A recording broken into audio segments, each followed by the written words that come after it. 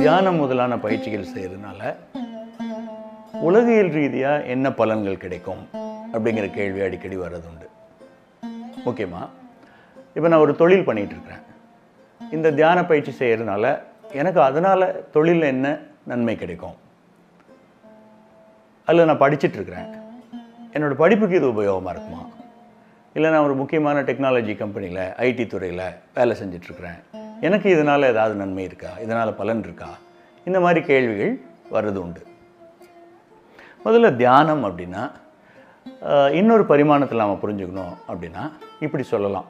தியானம் அப்படிங்கிறது ஒன்றும் செய்யாமல் சும்மா இருக்கிறது எப்படி அப்படின்னு கற்றுக்கிற ஒரு வழிமுறை. ஒன்றும் செய்யாமல் சும்மா இருக்கிறது அப்படின்னா சோம்பேறித்தனமாக இருக்கிறது இல்லை. இது மனநிலையில் ஒன்றும் செய்யாமல் சும்மா இருக்கிறது.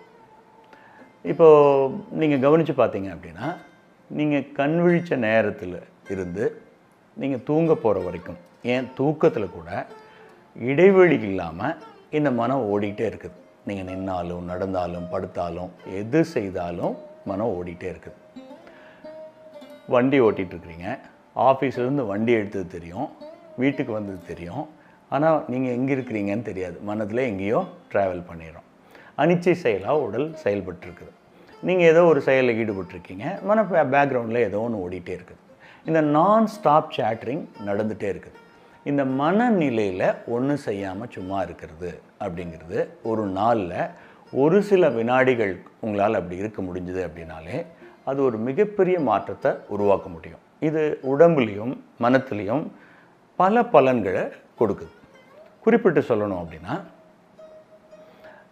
உடல் சார்ந்த வலிகள், முதுகு வலி, தோள்பட்டை வலி, கழுத்து வலி, ஒற்றை தலைவலி, இந்த ரெஸ்பிரேட்டரி சார்ந்த சில பிரச்சனைகள், அலர்ஜி, சைனஸ், இந்த மாதிரி பிரச்சனைகள், ஸ்ட்ரெஸ் ரிலேட்டடான ஹெட்ஏக்ஸ், உடல் வலியில் ஏற்படக்கூடிய பிரச்சனைகள், மேலும் டைஜஸ்டிவ் ரிலேட்டடான பிரச்சனைகள், இந்த அசிடிட்டி, அல்சர், இந்த ஜீரணம் சார்ந்த பல கோளாறுகள், இது எல்லாமே முழுமையாக இதிலிருந்து நீங்கள் வெளிவர முடியும்.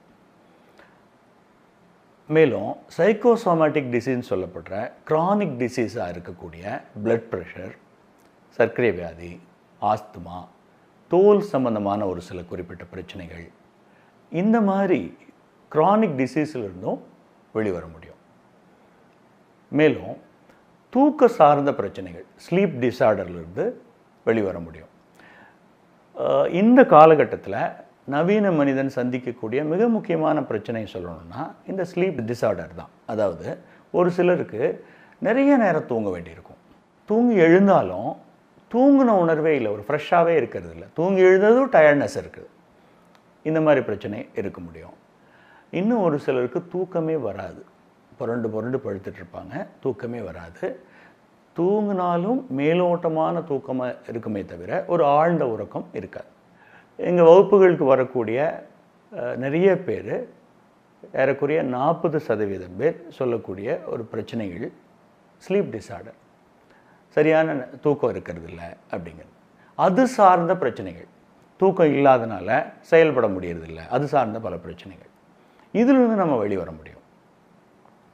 அடுத்ததாக சொல்லணும்னா மனம் சார்ந்த சில பிரச்சனைகள், குறிப்பாக எப்பவும் உள்ள ஒரு பயம் இருந்துகிட்டே இருக்கு. இல்லை இப்படி நடந்துருமா, இல்லை வேலையில் என்ன நடக்கும், இதை பற்றின எப்பவும் அதை பற்றின ஒரு கவலை. இது பெரிய விஷயமாக தான் இருக்கணும்னு இல்லை, சின்ன சின்ன விஷயங்கள். வீட்டை விட்டு வெளியில் போகும்போது நான் வீட்டை பூட்டினா இல்லையானே ஒரு பயம் இருந்துகிட்ருக்கும். வண்டி நான் லாக் பண்ணிட்டு வந்திருக்கிறேனா இல்லையான்னு ஒரு பயம் இருந்துகிட்டே இருக்கும், ஒரு கவலை இருந்துகிட்டே இருக்கும். இது ரொம்ப தீவிரமாக போகும்போது தீவிரமான உளச்சிக்கல்களாக மாறுது, ஆன்சைட்டி டிஸார்டராக மாறுது. இன்னும் ஒரு சிலருக்கு பார்த்திங்கன்னா கடந்த காலத்தில் நடந்த ஒரு சில நிகழ்வுகள், ஒரு கசப்பான நிகழ்வுகள் எப்போவும் மனசில் தங்கி எந்நேரமும் அதை பற்றி சிந்தனை ஓடிக்கிட்டே இருக்குது. ஒரு எண்ணெய் சுழற்சியில் போய் சிக்கிக்கிறது, நாள் முழுவதும் அதை பற்றியே நினைக்கிறது, எப்பெல்லாம் வாய்ப்பு கிடைச்சாலும் அதை பற்றி நினைக்கிறது, தூங்குறதுக்கு முன்னாடி வரைக்கும் அது நினைக்கிறது, தூங்கி எழுந்ததும் வரக்கூடிய முதல் எண்ணமாகவும் அது இருக்கிறது. இந்த மாதிரி சுழற்சிகளில் சிக்கிக்கிறது. இதே ரொம்ப தீவிரமாக போச்சு அப்படின்னா இது டிப்ரெஷனாக மாறுது. அதே மாதிரி சில கம்பல்சிவ் டிஸார்டர்ஸ், ஏதோ ஒரு கட்டாயங்கள், இது சில விஷயங்கள் செஞ்சே ஆகணுங்கிற மாதிரி டிஸார்டருக்குள்ளே போகிறது. இந்த மாதிரி பிரச்சனைகளிலிருந்து நம்ம விடுபடுறதுக்கான எல்லா வாய்ப்புகளும் இருக்குது. மேலும் வெளி சூழ்நிலையில் உங்களோட ப்ரொடக்டிவிட்டி அண்ட் எஃபிஷியன்சி, நீங்கள் செயல்படக்கூடிய திறனும் உங்களுடைய ப்ரொடக்டிவிட்டி உற்பத்தி திறனும் அதிகரிக்குது.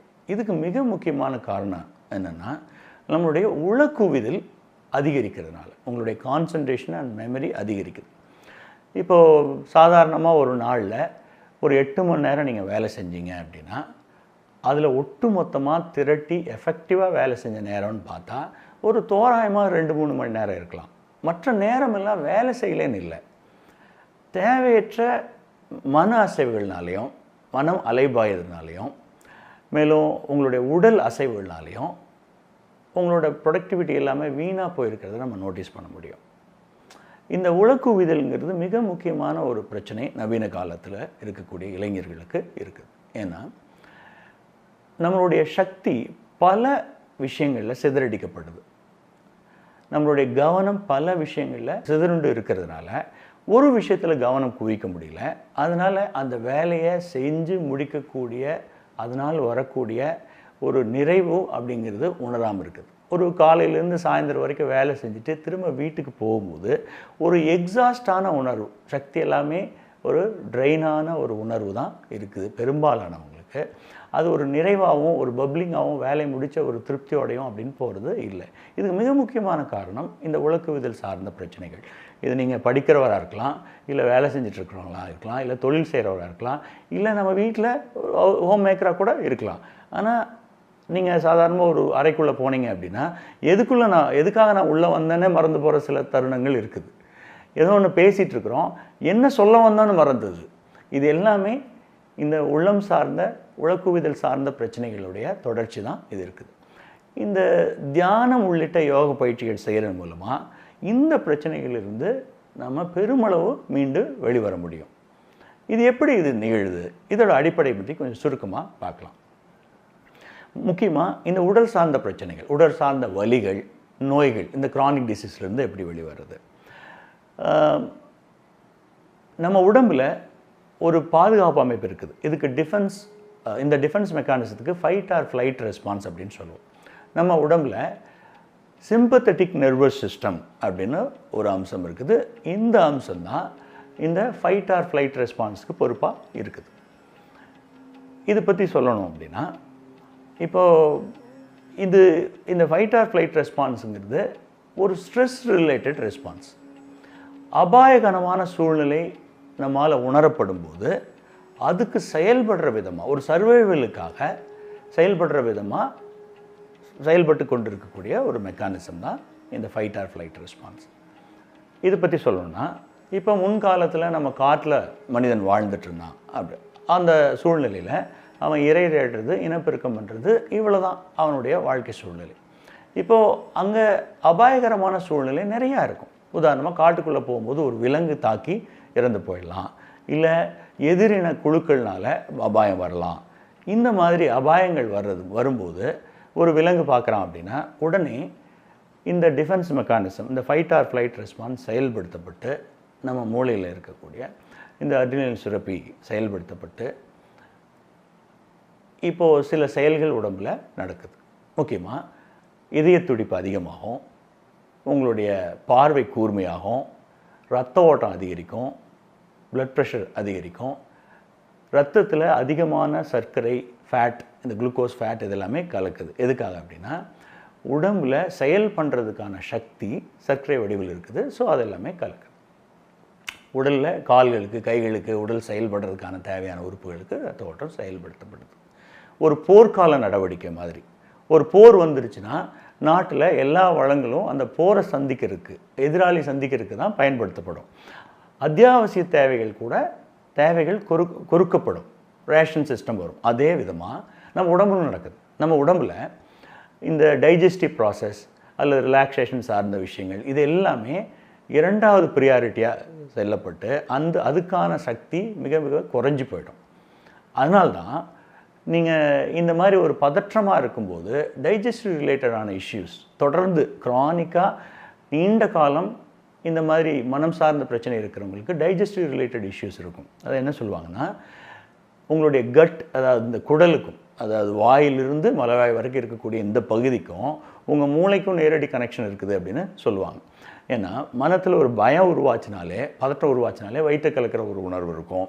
இல்லை நமக்கு ஒரு பதட்டம் நடந்துகிட்டே இருந்துச்சு அப்படின்னாலே ஒரு அசிடிட்டி ஃபார்ம் ஆகும். இது எல்லாமே நம்ம எக்ஸ்பீரியன்ஸ்லேயே கவனிக்க முடியும்.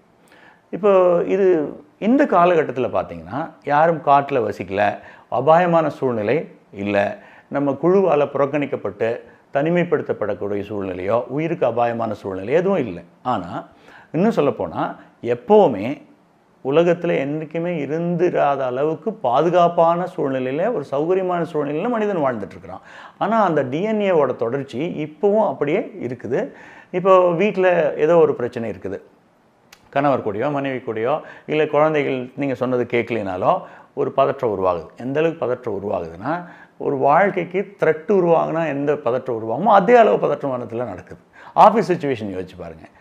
உங்கள் கிளையண்ட் ஏதோ ஒன்று, அவங்க கூட ஏதோ ஆர்கியூமெண்ட் நடக்குது, அல்லது உங்கள் பாஸ் கூட, உங்கள் கொலீக் கூட ஏதோ ஒரு பிரச்சனை நடக்குது. இதே விதமான ஃபைட் ஆர் ஃப்ளைட் ரெஸ்பான்ஸ் நடக்குது. நீங்கள் வண்டி ஓட்டிகிட்ருக்கீங்க, எதிரில் ஏதோ ஒரு வண்டி வேகமாக வர மாதிரி வருது, உள்ள ஒரு பதற்றம் உருவாகுது. அதே ஒன்றும் நடக்கலை, ஆனால் அதே ஃபைட் ஆர் ஃப்ளைட் ரெஸ்பான்ஸ் நடக்குது. உயிருக்கு அபாயமான சூழ்நிலையோ ஒரு த்ரெட்டோ இல்லை, ஆனால் இந்த ஃபால்ஸ் த்ரெட் நடந்துகிட்டே இருக்கிறதுனால இந்த சிஸ்டம் தாறுமாறாக வேலை செய்ய ஆரம்பிக்குது. எப்படின்னா, உள்ள ஒரு ஃபயர் அலாம் அடிச்சிட்ருக்கிற மாதிரி கான்ஸ்டண்ட்டாக இடைவெளி இல்லாமல் உள்ள ஒரு ஃபயர் அலாம் ஒரு நாளில் பல முறை அடிச்சுட்டே இருந்தது அப்படின்னா எப்படி இருக்கும்? அந்த மாதிரி தான் இந்த மனநிலை இருக்குது.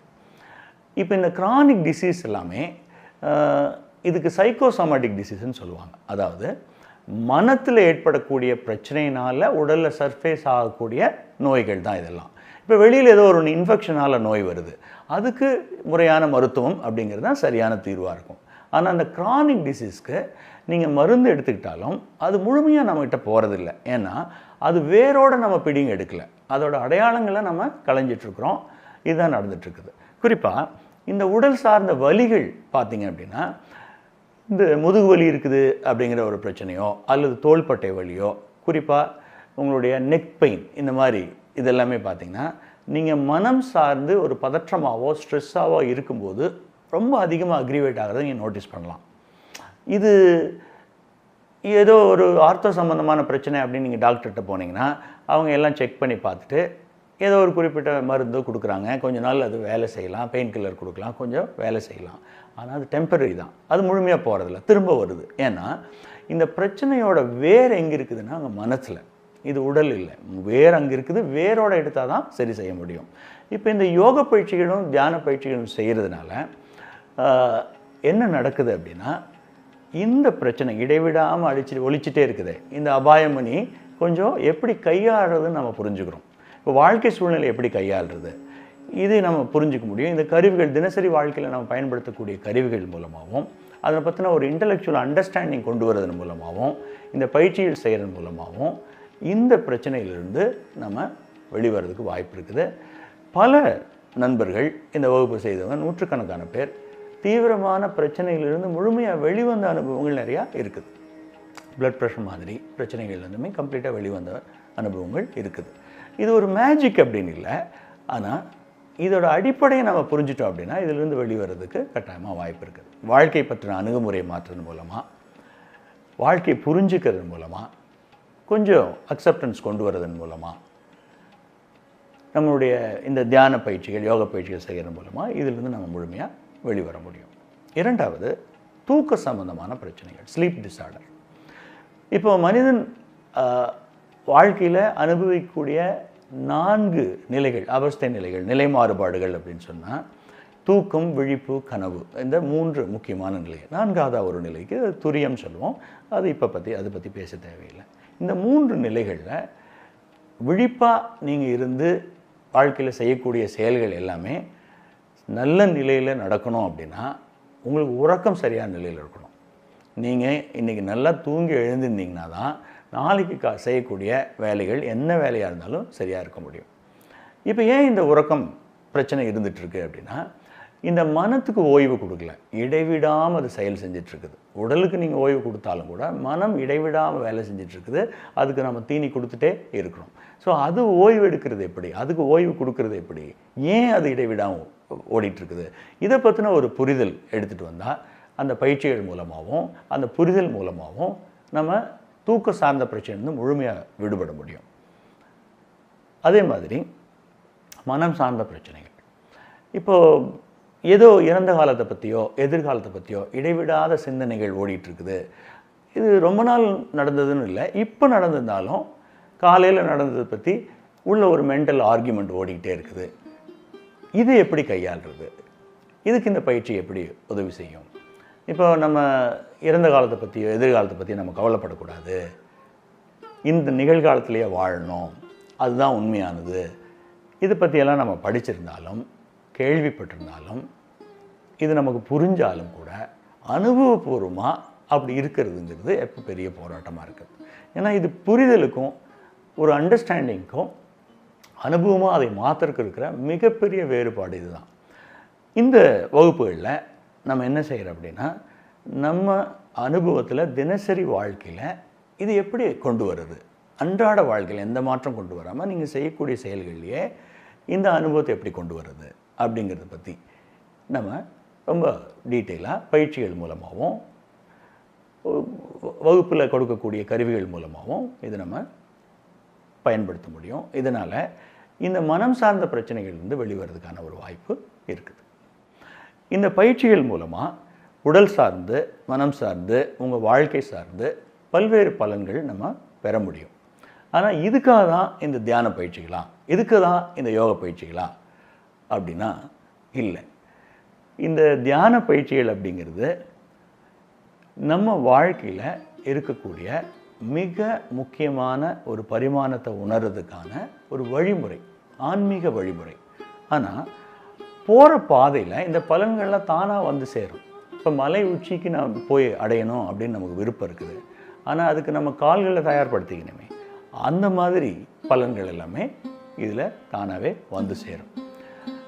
இங்கிருந்து நம்ம அடுத்தபடி நாம் எங்கே இருக்கிறோமோ அங்கிருந்து நம்ம அடுத்த ஸ்டெப் எடுக்கிறதுக்கு இது உறுதுணையாக இருக்கும். நன்றி.